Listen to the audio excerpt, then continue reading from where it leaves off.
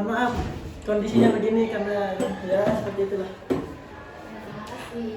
Gimana kabarnya? Alhamdulillah baik. Kalau boleh tahu atas nama siapa Mbaknya? Nama saya Elvira Ya. dari Rena. Kalau boleh tahu tujuannya untuk datang ke sini ini untuk apa? Nah, tujuan saya untuk sini itu untuk konsul masalah yang sedang saya alami saat ini. Jadi Mbaknya ingin melakukan konseling lah gitu Iya. ya. Sebelumnya pernah melakukan sesi konseling atau belum pernah sama sekali? Ya. Jadi ini Mbak ya, sesi konseling itu adalah proses pemberian bantuan secara berturut-turut dan secara sistematis. Kemudian dalam sesi konseling ini ada beberapa asas kemanusiaan, asas keterbukaan, dan asas kesukarelaan. Kemudian jadi Mbaknya jangan takut untuk cerita mengenai masalah yang sedang Mbak hadapi gitu. Karena rahasianya akan cerita Mbak itu akan terjamin semua. Amin. Jadi Pak, di sini permasalahan saya itu ialah saya agak stres dan tertekan karena desakan dari orang-orang saya itu belum nikah. Karena terdesak itu saya selalu memikirkan pikiran kata-kata orang itu, sehingga itu yang membuat rasa di diri ini itu tertekan. Gitu. Kalau boleh tahu orang yang dimaksud ini seperti apa, mungkin orang tua terdekat atau gimana? Terutama orang tua saya Pak, dan teman-teman kerabat dan semua keluarga saya juga menanyakan kapan saya nikah. Didesaklah untuk coba-coba nikah. Dan pernah sebelumnya Mbak bertanya alasan mereka itu ingin melihat Mbak menikah cepat itu apa alasannya gitu? Saya tidak tahu alasan mereka membicarakan saya kapan saya nikah. Tapi yang jelas orang tua saya itu menginginkan saya itu cepat nikah karena mereka ingin mempunyai cucu dan menantu. Dan yang utama itu karena usia saya yang udah mau mencapai 30-an, dan saya juga anak tunggal, jadi mereka sangat-sangat ingin melihat saya untuk menikah. Kalau boleh tahu, apakah Mbak sebelumnya pernah menanyai alasan yang seperti tadi Mbak jelaskan itu?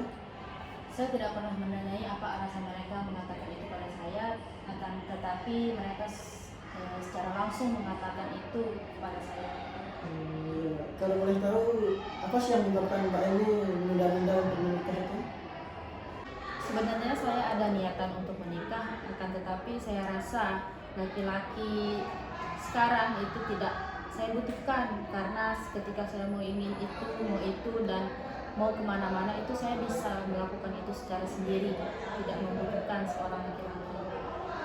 Kalau boleh tahu, apakah ada kejadian di masa lalu yang menyebabkan Mbak itu memiliki persepsi seperti itu kepada lelaki? Kenapa saya seperti ini? Dulu saya sudah punya pacar dan saya itu berpacaran itu bertahun-tahun sampai saya itu tunangan, dan ketika saya udah tunangan, pacar saya itu malah mengkhianati saya dengan selingkuh dengan wanita lain. Dari situlah saya merasa tidak ingin mengenal laki-laki, saya merasa jatuh di situ, saya kecewa, campur aduk di dalam sana. Jadi saya kira bersedih atas kejadian yang menimpa Mbak di masa lalu. Jadi di sini hal-hal yang Mbak ini adalah menyebabkan Mbak ini tidak ingin menikah di saat ini karena ada kejadian yang tidak mengenakan di masa lalu gitu. Kalau boleh tahu, orang tuanya Mbak di rumah tahu akan permasalahan yang dulu-dulu itu, maksudnya yang dulu pernah tunangan tapi sampai tidak menikah gitu. iya Pak, kedua orang tua saya sudah tahu akan kejadian itu, akan tetapi kedua orang tua saya itu terus mendesak saya untuk menikah. Melihat dari masalah yang sedang Mbak alami kemarin dan yang menceritakan sekarang, jadi dasarnya itu Mbak memiliki pengalaman masa lalu yang tidak menyenangkan dan Mbak belum bisa untuk berdamai dengan masalah tersebut. Jadi masalah Mbak yang berhasil diidentifikasi melalui dari cerita-ceritanya Mbak ini lebih berorientasi kepada masa lalu dan pengalaman-pengalaman yang tidak menyenangkan gitu. Baik Mbak, melihat dari permasalahan yang telah dijelaskan tadi, saya menyarankan agar pada sesi konseling kali ini kita menggunakan pendekatan gestal. Apa maksudnya pendekatan gestal? Pendekatan gestal itu adalah salah satu pendekatan dalam cabang ilmu psikologi yang dimana di situ ada beberapa teknik dan terapi, diantaranya itu terapi kursi kosong. Nah, kita situ akan menggunakan terapi kursi kosong yang sudah disebutkan tadi. Terus gimana teknik kursi kosong tersebut? Teknik terapi kursi kosong ini adalah fungsinya itu agar di kursi kosong tersebut Mbak bisa memproyeksikan sosok orang atau seseorang yang Mbak memiliki konflik dengannya di masa lalu, anggap saja mantannya Mbak yang mengkhianati Mbak gitu. Dan Mbak bisa mengungkapkan perasaan-perasaan dan merilis seluruh sugesti-sugesti yang buruk terhadap kehidupannya Mbak yang sekarang kepada kursi kosong tersebut yang diproyeksikan sebagai mantannya Mbak di sana gitu. Baik Mbak, seperti yang saya jelaskan tadi, teknik terapi kursi kosong ini adalah teknik yang memproyeksikan seseorang yang berkonflik dengan Mbak di masa lalu. Sebelum kami melakukan teknik terapi ini bisa mencari posisi terenak dalam duduknya, mungkin ternyaman. Sudah? Baik, silahkan Mbak bayangkan dalam kursi kosong ini ada sesosok mantan Mbak yang dahulunya itu sempat tunangan dengan Mbak, namun Mbak mengkhianati gitu.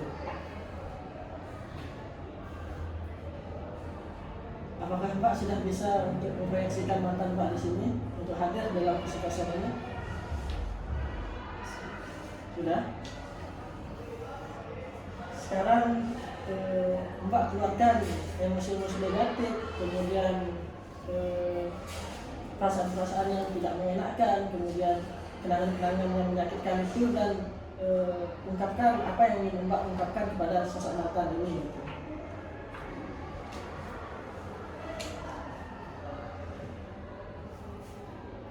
Mungkin Mbak bisa menarik nafas agar lebih rileks, kemudian menjernihkan pikiran.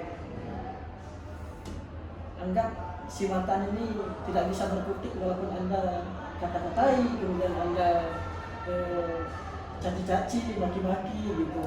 Karena di sini dia hanya bisa melihat Mbak dengan berdiam diri saja, tidak bisa mengapa-ngapakan Mbak.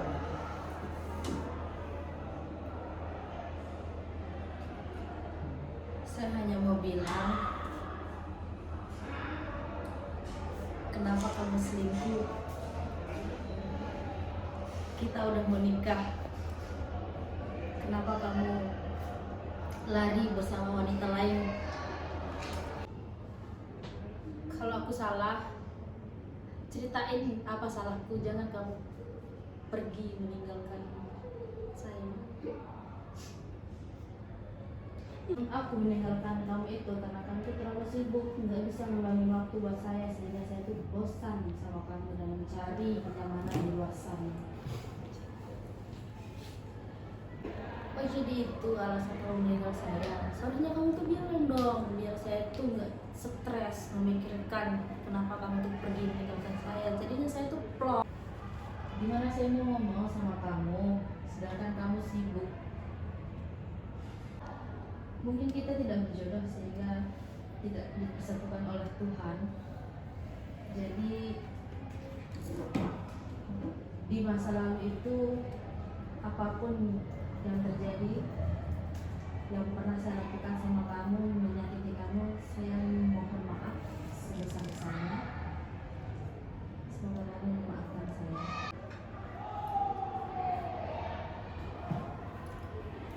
Iya, saya memaafkan kamu. Jadi bagaimana perasaannya Mbak setelah melakukan terapi tadi?